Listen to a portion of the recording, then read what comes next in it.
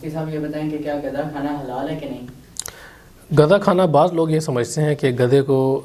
لاہوری بکرا بھی کہتے ہیں. Just for the sake of fun, بطور تفنن یہ بات کر رہا ہوں، اس طرح کی بات نہیں ہے کہ کسی خاص طبقے کو انسان پوائنٹ آؤٹ کر کے اس کو اس طرح کی بات کرے. اچھا، گدھے کے بارے میں آپ نے سوال کی ہے، تو گدھے کے بارے میں آج کل ایک موٹیویشنل اسپیکر ہیں، اور موٹیویشنل اسپیکر پتہ نہیں انہیں کہنا بھی چاہیے یا نہیں کہنا چاہیے، ڈاکٹر اسرار صاحب ہیں. ان کی فکر کو کسی قدر آگے لے کر وہ چل رہے ہیں، اور ان کا نام ہے ساحل ادیم. ویسے ہمارا اصول ہے کہ ہم نام نہیں لیا کرتے، جب بھی کوئی بات کرتے ہیں تو نام بالکل بھی نہیں لیتے کسی کا، لیکن اس وجہ سے نام لیا کہ تاکہ لوگ سمجھ جائیں کہ یہ کس وجہ سے مسئلہ میں بتا رہا ہوں، کس وجہ سے اس مسئلے کو بتانے کی نوبت آئی ہے. کیونکہ اس طرح کے مسائل عموماً چھیڑنے نہیں چاہیے، لیکن اگر کوئی چھیڑ دے تو اس کو پھر انسان چھیڑتا اس وجہ سے ہے کہ تاکہ لوگوں کی غلط فہمی دور ہو اور لوگوں تک صحیح چیز پہنچے. تو ساحل ادیم صاحب کا میدان حدیث کا میدان نہیں ہے، اور نہ ہی حدیثوں کی تعبیر کا میدان ہے، کیونکہ حدیثوں کی تشریح اور تعبیر اتنی مشکل ہے کہ اس میں ایک ایک روایت کے اندر کئی راوی ہوتے ہیں، اور اسی طرح ایک ایک روایت کے کئی طرق ہوتے ہیں، اور متن کے اندر بھی اختلاف پیدا ہو جاتا ہے. یعنی ایک روایت کے متن کے اندر کچھ الفاظ آئے ہیں، دوسری روایتوں کے متن کے اندر وہ الفاظ موجود نہیں ہیں. تو کوئی بندہ اگر کسی ایک روایت کو دیکھے گا کہ جس کے اندر مختلف الفاظ ہیں، تو اسی ایک روایت کی بنیاد پر اس کے کانٹیکسٹ کو بغیر دیکھے، اور اسی طرح اس کے پورے جو متن ہے اس کو دیکھے بغیر اس پر پوری کی پوری اپنی عمارت قائم کر لیتا ہے، اور یہ سمجھتا ہے کہ یہی موقف درست ہے، اور اسی طرح ہی بیان ہی اسی طرح ہوا. حدیثیں دیکھیں، حدیثیں جو بیان ہوئی ہیں وہ قرآن مجید کی طرح تو نہیں ہیں، جو احادیث ہیں وہ قرآن مجید کی طرح تو نہیں ہیں. حدیثوں کو جو روایت کیا ہے اس کے اندر راوی ہیں، انہوں نے روایت کیا ہے، اور جو راوی کسی حدیث کو روایت کرتے ہیں یا تو پرسنل آبزرویشن کے بنیاد پر اسے روایت کرتے ہیں. صحابہ کرام کی میں بات کر رہا ہوں، کیونکہ پہلے روایت کرنے والے تو وہی تھے. صحابہ کرام جب کسی روایت کو آگے بیان کرتے ہیں تو اپنی پرسنل آبزرویشن کی بنیاد پر بیان کرتے ہیں، یا اپنی پرسنل آبزرویشن ان کی نہیں ہوتی تو پھر انہوں نے وہ بات کسی دوسرے صحابی سے سنی ہوتی ہے. جیسے حضرت ابن عباس رضی اللہ تعالیٰ عنہما سے بہت ساری روایتیں اس قسم کی ہیں کہ جب وہ واقعہ پیش آیا تو وہ بہت چھوٹے تھے، تو وہ روایتیں انہوں نے دوسرے صحابہ کرام سے سن کر آگے بیان کی ہیں. تو اب دیکھیں، اس میں اختلاف پیدا ہوتا ہے پرسنل آبزرویشن کے بنیاد پہ. یعنی ایک ہی واقعہ ہے، اس کو آبزرو کیا ہے مختلف لوگوں نے، تو مختلف لوگ اس کو مختلف طرح سے تعبیر کریں گے، اپنے الفاظ میں اسے آگے بیان کریں گے. قرآن مجید میں تو اس طرح کی بات نہیں ہے. قرآن مجید کا تو لفظ تواتر سے نقل ہوا ہے، ایک ایک لفظ آپ صلی اللہ علیہ وسلم کے دور سے لے کر آج تک تواتر کے ساتھ نقل ہوتا چلا آیا ہے. اسی وجہ سے قرآن مجید کے الفاظ کے اندر اور قرآن مجید کی جو آیات ہیں ان کے اندر اختلاف نہیں ہے. احادیث میں بہت دفعہ اس طرح ہوتا ہے کہ اس کے مضمون کے اندر تو اختلاف نہیں ہوتا، البتہ اس کے الفاظ کے اندر اور اس کی تعبیر کے اندر ضرور اختلاف ہو جاتا ہے. مثلا میں آپ کو یہاں پر ایک مثال دیتا ہوں کہ آپ صلی اللہ علیہ وسلم نے پیشاب فرمایا، پیشاب کیا. صحیح بخاری کی روایتیں ہیں، ایک راوی ہیں وہ یہ کہتے ہیں کہ آپ صلی اللہ علیہ وسلم نے کھڑے ہو کر پیشاب کیا. حضرت عائشہ رضی اللہ تعالیٰ عنہ ہیں، وہ یہ بیان کرتی ہیں کہ آپ صلی اللہ علیہ وسلم نے کھڑے ہو کر کبھی پیشاب نہیں کیا. جو تم سے یہ بات کہے کہ کھڑے ہو کر آپ صلی اللہ علیہ وسلم نے پیشاب کیا ہے تو وہ جھوٹ بولتا ہے. آپ صلی اللہ علیہ وسلم بیٹھنے کے علاوہ کسی اور طریقے سے پیشاب نہیں کیا کرتے تھے. تو اب دونوں میں اختلاف پیدا ہو گیا. اختلاف کس وجہ سے پیدا ہوا کہ آبزرویشن مختلف تھی، ان کی جو منظر کشی تھی جو انہوں نے دیکھا وہ مختلف تھا. حضرت جو حذیفہ ہیں جو وہ روایت بیان کر رہے ہیں کہ جس میں آپ صلی اللہ علیہ وسلم نے کھڑے ہو کر پیشاب کیا، تو وہ ایک پارٹیکولر وہ واقعہ ہے، پارٹیکولر انسیڈنٹ ہے جو انہوں نے آبزرو کیا. اور حضرت عائشہ رضی اللہ تعالیٰ عنہ وہ معمول بیان کر رہی ہیں جو آپ صلی اللہ علیہ وسلم کا روزمرہ کی روٹین تھی. تو دونوں کے اندر تو اختلاف اس طریقے سے نہیں ہوتا، لیکن ظاہری طور پر انسان کو لگتا ہے کہ اس طرح کا اختلاف ہے کہ یعنی آپ صلی اللہ علیہ وسلم کا عمل ہی مختلف تھا، یعنی عمل کے اندر اختلاف پیدا ہو گیا. تو اس طرح کا اختلاف جو ہوتا ہے وہ ظاہری طور پر لگتا ہے، اور اگر کوئی بندہ ایک روایت کو لے لے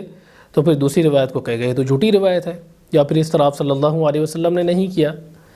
تو یہ چیز ہوتی ہے حدیثوں کے میدان میں کہ حدیث میں سند کے ساتھ ساتھ اس کے متن کو بھی دیکھنا پڑتا ہے، اور متن کے اندر دوسری روایات کے جو مضامین ہوتے ہیں اس کو بھی دیکھنا پڑتا ہے کہ دوسری روایات کے اندر کیا مضمون آیا ہے، اور اسی طرح دوسری احادیث میں اور دوسرے جو طرق ہیں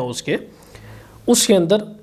آبزرویشن مختلف ہیں، اور مختلف ہیں تو اس کے الفاظ اگر مختلف ہیں تو دوسرے صحابہ کرام کو بھی دیکھا جاتا ہے، ان کی روایات کو لا کر اسی ٹاپک پر، اسی پرسنل خاص انسیڈنٹ پر، پارٹیکولر انسیڈنٹ پر دیکھا جاتا ہے، پھر اس سے کوئی نتیجہ کنکلوڈ کیا جاتا ہے۔ صرف ایک روایت سامنے رکھ دینا اور اس پر پوری عمارت کھڑی کر دینا ایک مسئلے کی، یہ بڑی زیادتی والی بات ہے احادیث کے میدان میں خصوصاً۔ اس وجہ سے میں کہتا ہوں کہ احادیث کا آپ مطالعہ ضرور کریں، لیکن احادیث کا اس طور پر مطالعہ کرنا کہ ایک روایت کو انسان پڑھ لے اور اسی پر پوری دین کی عمارت قائم کر لے، تو یہ بڑی زیادتی والی بات ہوتی ہے۔ تو یہ تو میرا مقدمہ تھا جو میں نے آپ کے سامنے رکھنا تھا۔ اب گدھے کے حلال ہونے پر میں آپ کے سامنے بخاری اور مسلم کی 15 روایات رکھوں گا کہ جس کے اندر یہ مضمون آتا ہے گدھے کے حلال یا حرام ہونے کا۔ اچھا، جو ساحل ادیم صاحب ہیں انہوں نے یہ بات کی ہے، میں بڑی عزت کرتا ہوں جتنے بھی لوگ ہیں، جتنے بھی دین کا کام کر رہے ہیں، میں ذاتی طور پر ہر کسی کی بہت عزت کرتا ہوں، اور اختلاف بھی ہونا چاہیے، تو اختلاف اس طور پر ہو کہ انسان اپنا اوپینین کسی کے سامنے رکھ دے۔ اس کا مطلب یہ نہیں ہوتا کہ کسی کی عزت کے ساتھ انسان کھیلے اور اسی طرح کسی کے بارے میں زبان درازی کرے، یہ چیز بہت نامناسب ہے، اور ہر کسی کے اوپینین کو آپ برداشت کریں۔ جو کسی کا اوپینین ہے اگر کوئی دے رہا ہے تو اس کو برداشت کرنا چاہیے، اسی سے جو ہے علم کی آگے نئی نئی راہیں کھلتی ہیں، اسی سے علم کے آگے نئے نئے چراغ کھلا کرتے ہیں۔ تو میری تو اپروچ یہی ہے کہ اگر کسی سے اختلاف کیا جائے تو ادب کے دائرے کے اندر، تہذیب کے دائرے کے اندر رہتے ہوئے اپنا پوائنٹ آف ویو آپ سامنے رکھ دیں، اپنا پوائنٹ آف ویو آپ سامنے رکھیں اور سائڈ پہ ہو جائیں، بس اتنی سی بات ہے۔ باقی ہمارا کسی سے کوئی جھگڑا تھوڑی ہے، اور نہ ہی کسی سے ہمارا کوئی ذاتی دشمنی ہے کہ وہ بھی دین کا کام کر رہے ہیں ایک اپنے اس میں میدان میں رہتے ہوئے، ہم بھی الحمدللہ دین کا کام کر رہے ہیں جتنی ہماری بساط کی حد تک ہے۔ تو کسی سے کوئی ہمارا کوئی پرسنل گرج تو نہیں ہے، اور نہ ہی کسی سے کوئی دشمنی ہے۔ تو بخاری اور مسلم کی اس وجہ سے 15 میں نے روایات آپ کے سامنے رکھنی ہے تاکہ یہ مسئلہ کلیئر ہو جائے، اور اس مسئلے کو کس زاویے سے دیکھا جا سکتا ہے تو وہ بھی آپ کے سامنے آ جائے، اور احادیث کو کس زاویے سے دیکھنا چاہیے وہ بھی انشاءاللہ آپ کے سامنے آ جائے گا۔ صحیح بخاری پہلی حدیث ہے، صحیح بخاری حدیث نمبر 3155۔ حضرت ابن ابی اوفا رضی اللہ تعالیٰ عنہما فرماتے ہیں کہ ہم لوگوں کو بہت سخت بھوک لگی خیبر کی راتوں میں، تو جب خیبر کا دن تھا تو ہم نے گدھوں کو، اصل میں گدھے کو کہتے ہیں حمور اہلیہ، حمار اہلی کہا جاتا ہے عربی زبان میں گدھے کو۔ حمار اہلی وہ گدھا ہوتا ہے جو کہ مانوس گدھا ہوتا ہے، جس کے ساتھ انسیت ہوتی ہے، جس کے اوپر بوجھ برداری کی جاتی ہے، جس کے اوپر سامان وغیرہ لادا جاتا ہے، اور جس کو گھروں میں لوگ عموماً پالا کرتے تھے پہلے دور میں۔ آج کے دور میں تو شہری دور ہے، گدھے کی جگہ انسانوں کے پاس دوسری سواریاں ہیں، گاڑیاں آ گئی ہیں، موٹر سائیکل ہیں، تو آج کل لوگ اسے استعمال کرتے ہیں۔ تو گدھے کو حمار اہلی کہا جاتا ہے، اور حمار وحشی کہا جاتا ہے زیبرے کو، یا پھر وہ گدھا، کیونکہ آپ زیبرے کو دیکھیں تو اس کی شکل بھی گدھے جیسی ہوتی ہے، لیکن اس کی سکن ڈیفرنٹ ہوتی ہے، اس کے کلر ڈیفرنٹ ہوتے ہیں۔ تو اسپیشی یہ ایک ہی ہیں، لیکن ان کے اندر مختلف قسم کی نسلیں ہوتی ہیں، اور مختلف قسم کی اس کے اندر وہ رنگ و نسل کے مجموعے ہوتے ہیں۔ تو وہ والا گدھا حلال ہے جو زیبرا ہے، جسے حمار وحشی کہا جاتا ہے، تو وہ والا گدھا حلال ہے۔ حمار اہلی یعنی جو پالتو گدھا ہے تو وہ حرام ہے۔ باقی اس کی جو نسلیں ہیں، جو جنگلی گدھا ہے وہ حلال ہے، وہ ابھی ہمارا ٹاپک نہیں ہے، اس پر انشاءاللہ ہم کسی اور وقت میں بحث کریں گے۔ تو وہ فرماتے ہیں کہ ہم لوگوں نے گدھوں کو ذبح کیا، تو جب ہانڈی ابلنے لگی، یعنی جس کے اندر گدھوں کا گوشت تھا، جب وہ ابلنے لگی تو آپ صلی اللہ علیہ وسلم کے ایک پکارنے والے نے پکار لگائی کہ ہانڈیوں کو پلٹ دو، تم الٹ دو انہیں، اور تم گدھوں کے گوشت میں سے کچھ بھی نہ کھاؤ۔ تو اس روایت سے ہمیں کیا پتہ چلتا ہے کہ گدھوں کے گوشت کھانے سے آپ صلی اللہ علیہ وسلم نے منع فرمایا ہے۔ دوسری حدیث صحیح بخاری حدیث نمبر 4173، حضرت مجزات بن ظاہر اسلمی وہ اپنے والد سے روایت کرتے ہیں، اور وہ ہیں جنہوں نے شجرہ میں حاضری دی ہے، شجرہ کو دیکھا ہے۔ اور شجرہ سے کیا مراد ہے؟ شجرہ سے مراد جو ہے وہ بیعت رضوان بھی ہو سکتی ہے، کیونکہ وہ ایک درخت کے نیچے ہوئی تھی کہ جس میں آپ صلی اللہ علیہ وسلم نے بیعت کی تھی مختلف صحابہ سے۔ تو وہ فرماتے ہیں کہ میں نے گدھے کے گوشت کی ہانڈی رکھی اور وہ ابل رہی تھی، تو اسی وقت آپ صلی اللہ علیہ وسلم کے پکار لگانے والے نے پکار لگائی کہ بے شک رسول اللہ صلی اللہ علیہ وسلم نے تمہیں گدھوں کے گوشت کھانے سے منع کیا ہے۔ صحیح بخاری حدیث نمبر 4173۔ اس حدیث میں بھی آپ صلی اللہ علیہ وسلم نے گدھوں کے گوشت کھانے سے منع کیا ہے۔ تیسری حدیث حضرت انس بن مالک رضی اللہ تعالیٰ عنہ سے مروی ہے، وہ فرماتے ہیں کہ آپ صلی اللہ علیہ وسلم کے پاس ایک بندہ آیا کہ جس نے خبر دی آپ صلی اللہ علیہ وسلم کو، اور اس نے کہا کہ گدھوں کو کھا لیا گیا ہے۔ تو آپ صلی اللہ علیہ وسلم خاموش رہے۔ پھر دوبارہ آیا اور اس نے کہا کہ گدھے کھا لیے گئے۔ پھر آپ صلی اللہ علیہ وسلم خاموش رہے۔ پھر وہ آیا تیسری مرتبہ اور کہا کہ گدھے فنا ہو گئے، یعنی گدھے ختم ہو گئے۔ گویا کہ وہ اس انداز سے بتلا رہا تھا کہ گدھے اتنی کثرت سے کھائے جا رہے ہیں۔ تو ایک پکار لگانے والے نے پکار لگائی اور لوگوں میں کہا کہ بے شک اللہ اور اس کے رسول نے گدھے کھانے سے منع کیا ہے، یعنی جو پالتو گدھے ہیں ان کے کھانے سے منع کیا ہے۔ تو وہ راوی کہتے ہیں پھر ہانڈیاں پلٹ دی گئیں جن میں وہ گوشت ابل رہا تھا، یعنی ان کو پلٹ دیا گیا، ان کو کھایا ہی نہیں۔ اچھا، صحیح بخاری حدیث نمبر 4199، یہ تیسری روایت ہے۔ اس روایت کی بنیاد پہ بعض لوگ یہ کہہ سکتے ہیں کہ آپ صلی اللہ علیہ وسلم نے گدھے کھانے سے اس وجہ سے منع کیا کہ تاکہ وہ ختم نہ ہو جائے، اس وجہ سے منع کیا، بذات خود گدھا حلال تھا۔ تو اس پر بھی انشاءاللہ آگے ہم بات کرتے ہیں۔ چوتھی حدیث ہے صحیح بخاری حدیث نمبر 4215، حضرت ابن عمر رضی اللہ تعالیٰ عنہما سے مروی ہے، وہ فرماتے ہیں کہ رسول اللہ صلی اللہ علیہ وسلم نے خیبر کے دن جو لہسن ہے اس کے کھانے سے منع کیا، سوم کے کھانے سے منع کیا۔ سوم کہتے ہیں لہسن کو، یعنی لہسن کے کھانے سے منع کیا، اور اسی طرح جو پالتو گدھا ہے اس کے گوشت کھانے سے منع کیا۔ اچھا، یہ روایت جو ساحل ادیم صاحب ہے وہ یہ روایت پیش کرتے ہیں صحیح بخاری کی 4215 کہ آپ صلی اللہ علیہ وسلم نے اگر گدھے کھانے سے منع کیا ہے، اور تو اسی طرح آپ صلی اللہ علیہ وسلم نے جو لہسن ہے اس کے کھانے سے بھی منع کیا ہے، تو وہ بھی تم نہ کھاؤ، وہ بھی حرام ہونی چاہیے۔ یہ وہ ایک الزامی جواب دیتے ہیں ساحل ادیم صاحب، لیکن معذرت کے ساتھ یہ جواب اسی وجہ سے معتبر نہیں ہے کیونکہ اگر اس کی پوری کامنٹری پڑھی جائے اور جتنی بھی روایات ہیں گدھے کے حرام ہونے کی یا گدھے کے جس میں آپ صلی اللہ علیہ وسلم نے گدھے کا گوشت کھانے سے منع کیا ہے، کسی بھی روایت میں اس کا ذکر نہیں ہے ان الفاظ کا کہ آپ صلی اللہ علیہ وسلم نے لہسن کھانے سے منع کیا ہے۔ اور یہ روایت صحیح بخاری میں امام بخاری رحمۃ اللہ علیہ خود فرماتے ہیں کہ نہی عن اکل الثومی، یعنی یہ والے الفاظ کہ آپ صلی اللہ علیہ وسلم نے لہسن کھانے سے منع کیا ہے، یہ ایک راوی ہیں نافع، صرف انہی سے روایت ہے، اور گدھے کے گوشت والی جو روایتیں ہیں وہ سالم سے ہیں، ٹھیک ہے۔ تو دو راوی ہیں، ایک راوی سے صرف ایک راوی سے نافع سے یہ روایت ہے جو کون سی ہے، جو لہسن کھانے کے بارے میں ہے، وہ صرف اور صرف ایک راوی سے آ رہی ہے۔ صحابہ کرام کے بعد جو دوسرے راوی بیان کرنے والے ہیں تو ان کے اندر تابعین میں سے صرف ایک راوی ہے جو یہ الفاظ بیان کر رہے ہیں۔ باقی جتنی بھی روایتیں ہیں، باقی جتنے بھی صحابہ کرام سے روایتیں ہیں، باقی جتنی بھی روایتیں اس قسم کی ہیں صحیح بخاری مسلم میں، جتنے بھی صحیح ستہ میں، کسی میں بھی لہسن کا ذکر نہیں آتا۔ تو اس سے ہمیں پتہ چلا کہ یہ والی روایت کے اندر یہ والے جو الفاظ ہیں یہ قابل اعتبار اس طور پر نہیں ہے کہ اس سے کوئی حکم ثابت ہو۔ تو اس کو تو اسی وجہ سے محدثین کا اصول ہے کہ جب اختلاف پیدا ہوتا ہے روایتوں کے اندر تو پھر اس کے اندر یہ دیکھا جاتا ہے کہ راوی نے جو چیز آگے بیان کی ہے کیا کسی راوی نے کوئی اضافہ تو نہیں کر دیا نیچے والا جو راوی ہے، یعنی جو بعد میں بیان کرنے والا راوی ہے، اگر اس کا کوئی اضافہ ہو تو پھر اس کو نکال دیا جاتا ہے، باقی قدر مشترک اس چیز کو لے لیا جاتا ہے جو کامن ہوتی ہے تمام کی تمام روایات میں۔ تو کامن چیز کیا ہے تمام کی تمام روایات میں؟ گدھے کا گوشت کا ذکر ہے اور اس کے حکم کا ذکر۔ تو اس وجہ سے ساحل ادیم صاحب کا یہ کہنا کہ آپ صلی اللہ علیہ وسلم نے لہسن کھانے سے بھی منع کیا ہے، تو لہسن کھانے والی جو روایت ہے وہ نافع کا اضافہ ہے جو دوسرے راوی ہیں نیچے والے۔ تو یہ ٹیکنیکلٹیز ہوتی ہیں، میں یہ اس لیے آپ کے سامنے رکھ رہا ہوں، یہ ٹیکنیکلٹیز ہوتی ہیں کسی بھی روایت کو پرکھنے کے لیے، کسی بھی روایت کو انالائز کرنے کے لیے، اور احادیث کے میدان میں، جرح اور تعدیل کے میدان میں، اور جو علل والی جو میدان ہے، علل کہتے ہیں کہ سندوں کو پرکھنا، اور اسی طرح جو مضمون ہے متن ہے اس کو پرکھنا، تو ان چیزوں کو بھی پرکھنے کا ایک معیار ہے جو محدثین نے قائم کیا ہے، اور اس کا سامنے ہونا بھی بڑا ضروری ہے۔ تو خیر اس کو اب نکال دیا جائے گا اس چیز کو محدثین کے اصول کے مطابق جو لہسن کھانے والی روایت ہے، کیونکہ یہ بعد والے راوی کا اضافہ ہے۔ پانچویں روایت دیکھیں صحیح بخاری 4217، حضرت نافع سے روایت ہے، وہ حضرت ابن عمر رضی اللہ تعالیٰ عنہ سے روایت کرتے ہیں کہ آپ صلی اللہ علیہ وسلم نے گدھے کا گوشت کھانے سے منع کیا خیبر کے دن۔ چھٹی روایت صحیح بخاری 4218، وہ نافع سے روایت ہے اور سالم سے روایت ہے کہ آپ صلی اللہ علیہ وسلم نے جو گدھے کا گوشت ہے اس کے کھانے سے منع کیا۔ اچھا، جو نافع کی روایت ہے وہ بھی ایک ہی روایت ہے اور ایک ہی جگہ اس کا ایسا مضمون آتا ہے کہ جس میں آپ صلی اللہ علیہ وسلم نے جو لہسن ہے اس کے کھانے سے منع کیا ہے۔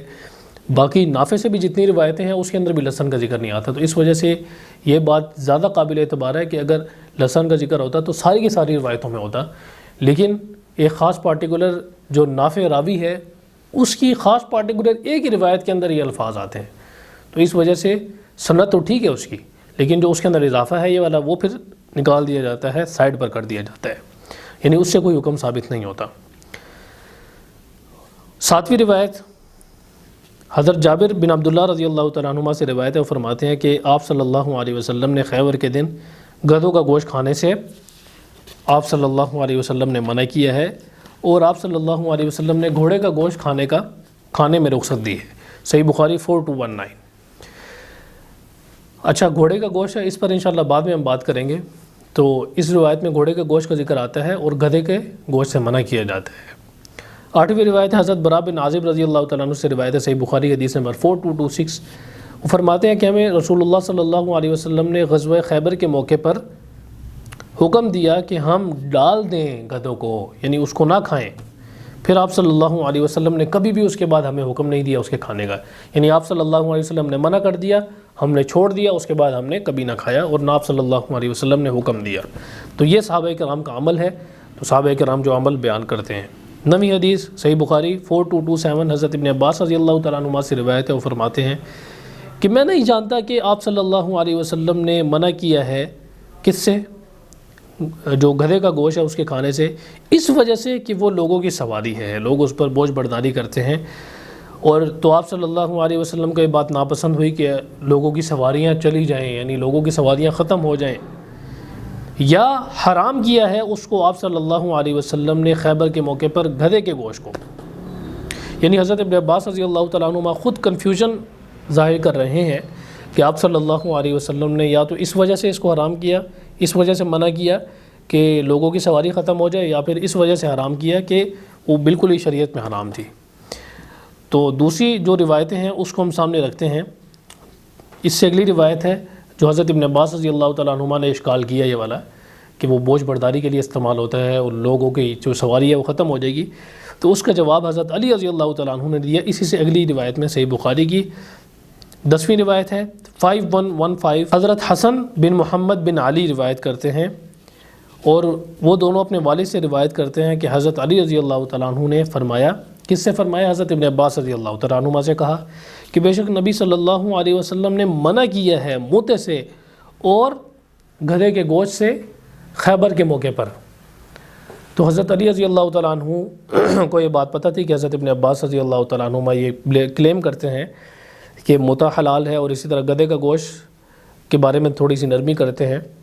تو انہوں نے حضرت ابن عباس رضی اللہ تعالیٰ عنہما کو بتلا دیا کلیئر کٹ انداز میں کہ موتے کو اور اسی طرح گدھے کے گوشت کو آپ صلی اللہ علیہ وسلم نے حرام کر دیا تھا۔ تو یہ بات واضح تھی، یہ بات حضرت علی رضی اللہ تعالیٰ عنہ نے بتلا دی ان کو، ان کا جو اشکال تھا وہ دور کر دیا۔ 11ویں روایت ہے حضرت انس بن مالک رضی اللہ تعالیٰ عنہ سے فرماتے ہیں کہ رسول اللہ صلی اللہ علیہ وسلم کے پاس ایک بندہ آیا اور اس نے کہا کہ گدھوں کو کھا لیا گیا، پھر دوبارہ آیا پھر کہا کہ گدھوں کو کھا لیا گیا، یعنی گدھے کھا لیے لوگوں نے، پھر دوبارہ آیا پھر کہا کہ گدھے ختم ہو گئے، گدھے فنا ہو گئے، یعنی اس انداز میں اس نے تعبیر کیا کہ گدھوں بہت زیادہ لوگ کھا رہے ہیں۔ تو پھر آپ صلی اللہ علیہ وسلم نے بھیجا ایک بندے کو، تو اس نے لوگوں میں یہ بات کی کہ بے شک اللہ اور اس کے رسول نے، یعنی اللہ اور اس کے رسول تمہیں منع کرتے ہیں گھوڑے کے گوشت کو کھانے سے۔ اچھا، یہاں پر دیکھیں اس روایت میں واضح طور پر، صحیح بخاری 5528، اس میں واضح طور پر یہ بات ہے کہ اللہ اور اس کا رسول تمہیں منع کرتا ہے، تو اس کا مطلب ہے شریعت کا حکم تھا، اس وجہ سے نہیں تھا کہ لوگوں کی سواری ختم ہو جائے گی۔ شریعت کا حکم کیا تھا؟ اللہ اور اس کا رسول تمہیں منع کرتے ہیں گدھوں کا گوشت کھانے سے۔ فَإِنَّهَا رِجْسٌ، کیونکہ وہ رجس ہے۔ اچھا، رجس کس چیز کو کہا جاتا ہے؟ قرآن مجید کی طرف اگر آپ آئیں، قرآن مجید میں شراب کو، جوئے کو، ان چیزوں کو رجس کہا گیا ہے جو چیزیں حرام تھیں۔ قرآن مجید میں رجس کس چیز کو کہا گیا ہے؟ جو چیزیں حرام تھیں۔ تو اس روایت میں بھی آپ دیکھیں کہ رجس گدھے کے گوشت کو کہا جا رہا ہے، اور اتنے تاکیدی انداز میں آپ صلی اللہ علیہ وسلم یہ کہہ رہے ہیں کہ آپ صلی اللہ علیہ وسلم نے اور اللہ نے اور اس کے رسول نے تمہیں منع کر دیا ہے اس کا گوشت کھانے سے، کیونکہ یہ رجس ہے، گندا ہے، گندگی ہے، اور رجس کہتے ہیں گندی چیز کو جس کے نقصانات ہوتے ہیں۔ اور گدھے کے اندر خباثت ہوتی ہے، اگر آپ میڈیکلی بھی دیکھیں گدھے کے گوشت کے اندر خباثت ہے، اور گدھا جو ہے وہ ایک اس کی طبیعت میں اس طرح کی خباثت ہوتی ہے کہ وہ کیا کرتا ہے، اس کے بارے میں قصے بھی ہیں، کہانیاں بھی ہیں کہ بوجھ برداری کی، اور اس بارے میں بچے بھی کارٹون دیکھتے ہیں، کہانیاں بھی بنی ہوئی ہیں اس بارے میں، اور میڈیکل بھی یہ بات کرتی ہے کہ اس کی طبیعت میں اس طرح ہوتی ہے کہ کینہ پرور ہوتا ہے، اسی طرح خباثت ہوتی ہے اس کی طبیعت میں۔ تو انسان جب کسی کا گوشت کھاتا ہے کسی چیز کا، تو اس کا اثر اس کے باڈی کے اندر آیا کرتا ہے۔ تو اب یہ بحث نہیں ہے کہ میں سائنٹیفکلی یہ پروو کروں کہ گدھے کا گوشت جو ہے وہ اس کے اندر خباثت کس قسم کی ہوتی ہے۔ بہرحال شریعت کا حکم پہلے ہے، تو اس وجہ سے شریعت کا حکم میں نے آپ کے سامنے رکھ دیا ہے۔ 12ویں روایت صحیح مسلم حدیث نمبر 1407، زہری سے روایت ہے، وہ حسن سے روایت کرتے ہیں، حضرت علی رضی اللہ تعالیٰ عنہ سے روایت ہے، وہ فرماتے ہیں کہ آپ صلی اللہ علیہ وسلم نے موتے کے نکاح سے خیبر کے دن منع کر دیا، اور اسی طرح جو گدھے کا گوشت ہے اس سے بھی آپ صلی اللہ علیہ وسلم نے منع کر دیا۔ 13ویں روایت صحیح مسلم 1936، اور یہ حضرت ابو ثعلبہ سے روایت ہے۔ اچھا، اس میں کلیئر کٹ انداز میں ہے کہ حرم رسول اللہ صلی اللہ علیہ وسلم، کہ رسول اللہ صلی اللہ علیہ وسلم نے حرام کر دیا ہے گدھے کے گوشتوں کو، تو اس میں بھی کلیئر کٹ انداز میں حرام ہونے کا ذکر ہے۔ اگلی روایت 14ویں روایت صحیح مسلم حدیث نمبر 1937، اس میں بھی اسی بات کا ذکر ہے جو روایت ہم نے پہلے ذکر کی ہے کہ عبداللہ بن ابی اوفا کہتے ہیں کہ ہمیں بھوک لگی خیبر کی راتوں میں، تو جب خیبر کا دن تھا تو ہم نے گدھوں کو ذبح کر دیا، اور ہانڈی ابلنے لگی، تو یہاں تک کہ جب ہانڈیاں ابلنے لگی، گوشت ان کے اندر ڈلا ہوا تھا، تو پھر ایک پکارنے والا آیا جس نے پیغام لے کر آیا آپ صلی اللہ علیہ وسلم کا۔ اس نے کیا کہا کہ ہانڈیوں کو تم پلٹ دو اور ان گوشتوں میں سے کچھ بھی نہ کھاؤ۔ تو پھر وہ کہتے ہیں کہ کچھ لوگوں نے یہ بات کی کہ بے شک آپ صلی اللہ علیہ وسلم نے منع کیا ہے اس سے، کیونکہ اس کا خمس نہیں دیا جاتا، اور دوسرے لوگوں نے کہا کہ آپ صلی اللہ علیہ وسلم نے اس سے ہمیشہ کے لیے منع کر دیا ہے۔ بہرحال اس سے دیکھیں مختلف قسم کی اس زمانے میں پوائنٹ آف ویو ہے کہ آپ صلی اللہ علیہ وسلم نے کس وجہ سے منع کیا، لیکن منع تو کیا تھا، اور بعض جو راوی ہیں وہ کہتے ہیں کہ حرام کیا تھا۔ 15ویں روایت اور آخری روایت جامع ترمذی کی حدیث نمبر 1121، حضرت علی رضی اللہ تعالیٰ عنہ سے روایت ہے، وہ فرماتے ہیں کہ نبی صلی اللہ علیہ وسلم نے عورتوں سے موتا کرنے کے منع فرمایا ہے، اور اسی طرح گدھوں کا گوشت کھانے سے منع فرمایا ہے خیبر کے زمانے میں۔ آگے آپ دیکھیں امام ترمذی رحمۃ اللہ علیہ کی کمنٹری کیا ہے، حدیث کو صحیح کہتے ہیں اور فرماتے ہیں کہ والعمل علی هذا عند اہل العلم، کہ اہل علم کے ہاں اس پر عمل ہے، جو کیا ہیں اصحاب ہیں، جو صحابہ ہیں، ان کا کیا عمل ہے اس بارے میں جو موتا ہے اور اسی طرح گدھوں کا گوشت ہے، ان کا یہی پوائنٹ آف ویو ہے کہ آپ صلی اللہ علیہ وسلم نے حرام کر دیا تھا۔ حضرت ابن عباس رضی اللہ تعالیٰ عنہما سے کچھ رخصت ملتی ہے موتے کے بارے میں، پھر انہوں نے رجوع کر لیا اپنے اس قول سے جب انہیں اس بات کی خبر دی گئی کہ نبی صلی اللہ علیہ وسلم نے اس سے منع کیا ہے، ٹھیک ہے۔ اور اکثر اہل علم موتے کی تحریم کے قائل ہیں۔ تو اس کمنٹری میں امام ترمذی رحمۃ اللہ علیہ نے کلیئر کٹ انداز میں بات واضح کر دی ہے کہ گدھے کے گوشت کے بارے میں اور اسی طرح عورتوں سے موتا کرنے کے بارے میں آپ صلی اللہ علیہ وسلم نے اس سے منع کیا، اور جو صحابہ تھے وہ بھی اس سے منع کیا کرتے تھے، وہ بھی اسی چیز کے قائل تھے کہ ان کے نزدیک یہ چیز حرام تھی۔ حضرت ابن عباس رضی اللہ تعالیٰ عنہما کا وہ بیان کرتے ہیں کہ وہ کچھ رخصت دیتے تھے، بعد میں انہوں نے رجوع کر لیا تھا اس سے۔ تو اب یہاں پر جو 15 روایتیں ہیں، اس سے کلیئر کٹ انداز میں واضح ہو گئی یہ بات کہ اکثر روایتوں میں جو 15 روایتیں ہیں، تقریباً ساری روایتوں میں، ساری احادیث میں گدھے کے منع ہونے کا ذکر ہے، اس کے حرام ہونے کا ذکر ہے کہ اللہ کے نبی نے اس سے منع کیا ہے۔ ایک روایت میں لے دے کے اس کے لہسن کے الفاظ آتے ہیں، تو اسی کو پکڑ لیا انہوں نے کہ لہسن بھی حرام ہونا چاہیے اگر وہ حرام ہے۔ تو لہسن والی روایت کو دیکھا جائے تو ایک بعد والے راوی کا اضافہ ہے، جو تابعین میں سے راوی ہیں نافع، ان کا جو ہے اضافہ ہے، انہوں نے اضافہ کیا، تو اس وجہ سے محدثین نے اسے قبول نہیں کیا اور نہ ہی اس کی بیس پر کوئی حکم لگایا ہے۔ تو اس وجہ سے اس کے علاوہ ان کی کامن اس چیز کو لے لیا جائے گا جو تمام کے تمام روایات میں دوسرے صحابہ کرام نے بیان کیا ہے، اس چیز کو لے لیا جائے گا۔ اور وہ چیز کیا تھی کہ گدھے کو آپ صلی اللہ علیہ وسلم نے خیبر کے موقع پر منع کر دیا تھا اس سے کہ وہ نہیں کھانا۔ تو بس اتنی سی چیز تھی، میرا کسی سے کوئی لڑائی جھگڑا نہیں ہے، بس just for the sake of argument اور just for the sake of you know educating people. تو یہ چیز میں نے سامنے رکھنا مناسب سمجھا کہ لوگوں کو پتہ چلے